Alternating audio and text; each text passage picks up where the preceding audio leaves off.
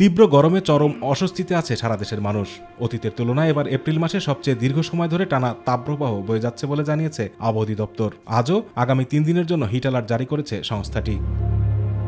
দেশজুড়ে চলমান তাপপ্রবাহে মানুষ প্রতিনিয়ত আবহাওয়ার পূর্বাভাস জানতে চান। বেশিরভাগ মানুষ গুগল সার্চ ইঞ্জিনের সহায়তায় তাপমাত্রা দেখেন। তবে গুগলে তাপমাত্রা দেখার সময় 2 রকম তথ্য সামনে আসে।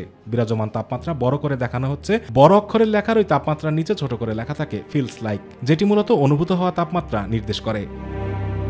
কোনো এলাকায় তাপমাত্রা যদি 36 ডিগ্রি সেলসিয়াস হয়, তবে ফিলস লাইকে তার চেয়ে 3 থেকে 4 ডিগ্রি বেশি দেখানো হয়। অর্থাৎ প্রকৃত তাপমাত্রা 36 ডিগ্রি হলেও গরম অনুভূত হয় 40 বা 42 ডিগ্রি সেলসিয়াসের মতো। এর কারণ হচ্ছে সাধারণত সরাসরি রোদের মধ্যে তাপ মাপা হয় না। বিশ্বব্যাপী স্বীকৃত পদ্ধতি হলো স্টিভেনসন স্ক্রিনের মাধ্যমে তাপমাত্রা রেকর্ড করা। সে পদ্ধতিতে থার্মোমিটার থেকে বাতাসের তাপমাত্রা নেওয়া হয়। যদি সরাসরি রোদের তাপমাত্রা রেকর্ড করা হতো তাহলে প্রকৃত তাপমাত্রা আরও বেশি হতো।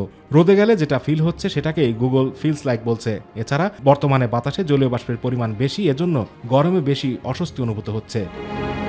ব্রিটেনের আবহাওয়া অফিসের তথ্য বলছে, ফিলস লাইক তাপ মাপা হয় কোনো এলাকার সম্ভাব্য তাপমাত্রার পূর্বাভাস, ওই এলাকার আর্দ্রতা এবং বাতাসের গতিবেগ অনুযায়ী। আর তাপমাত্রা বলতে বোঝায় কোনো নির্দিষ্ট এলাকার বাতাসের তাপমাত্রা। কিন্তু রাস্তাঘাটে বের হলে যে তাপ অনুভূত হয় সেখানে বাতাস ছাড়াও আরও কিছু বিষয়ের প্রভাব থাকে। সে কারণেই মূল তাপমাত্রার চেয়ে বেশি গরম অনুভূত হয়, যেটাকেই বলে ফিলস লাইক।